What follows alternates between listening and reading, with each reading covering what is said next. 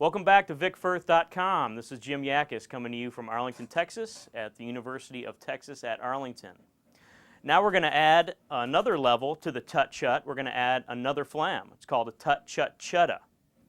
So that is basically an accent followed by a flam of the other hand, another flam, and another tap of that same hand. Off the left. Okay? It's in duple. It's in a 4 grouping. Okay? First thing I'd like to do is differentiate between two kinds of 3s. I have my students work on the first kind of 3, which is basically like a 1-height 3.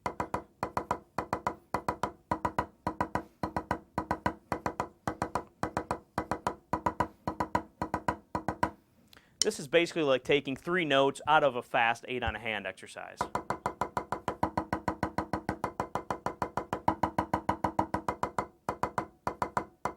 This has application for slower 3s,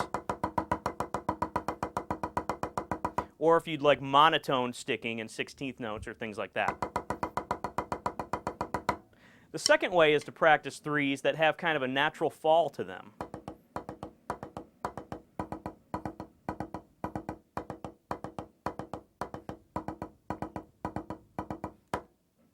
This has application when we're doing rebounding flam rudiments, where the third note is actually a grace note, like flam taps, or like this rudiment we're going to do, the Cha-Chada. Now this rudiment is actually easier than it looks. You just take a 3, the naturally falling kind, and you offset your other hand between the first and second note.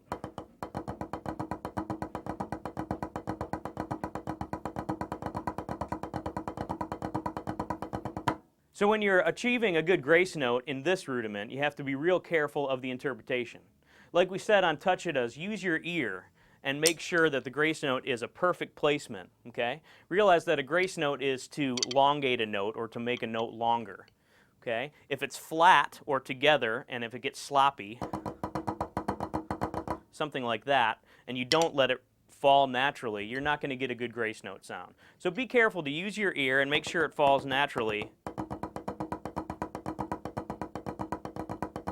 And really go for those 2 flams. The exercise below will help you develop that. And you'd like to do this exercise bar by bar. That's going to help you. So start with the first bar, which is double stops with the naturally falling 3s. Do that over and over again. Then try to offset it in the second measure, which is the actual rudiment. Really concentrating here on your right hand, trying to get that falling 3 so you can get 2 good grace notes. Third bar is regular flam taps. The last measure is taking the exercise off the left.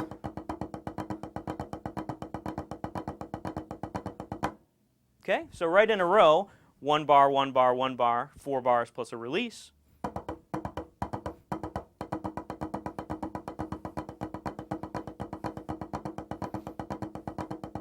A little faster.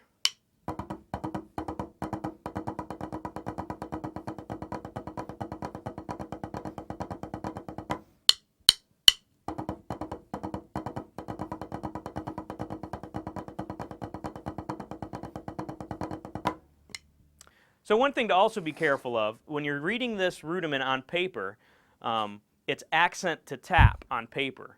But because it's in the rebounding rudiment family, you want to be careful not to control it above a certain tempo. Going real slow,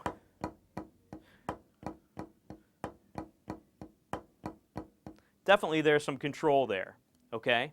Now when you go faster, make sure you are relaxed and are rebounding. It's all about offsetting that 3 and using your ear. Notice I'm going back to that nice natural 3, and that stays consistent. Okay? So after you have mastered it real slow and understand the sticking, I wouldn't practice it at those low tempos for very long. I would take it up to where you're actually rebounding it, and that's where it should be performed.